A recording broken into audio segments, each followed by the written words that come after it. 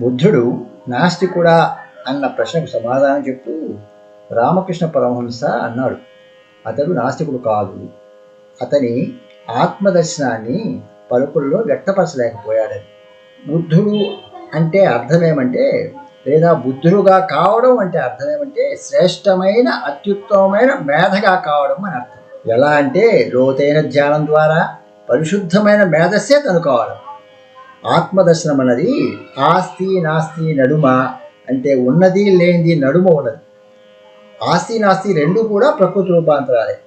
జ్ఞానానికి అజ్ఞానానికి మరో పాశానికి వెళ్తే కానీ ఇది సాధ్యం కాదు. అజ్ఞానం అంటే అర్థం దైవాన్ని తెలిపే ఏకత్వ అవగాహన లేని వైరుధ్య జ్ఞానం. అన్నింటిలో దైవాన్ని చూపే ఏకత్వ జ్ఞానమే ఆత్మ సందర్శనం.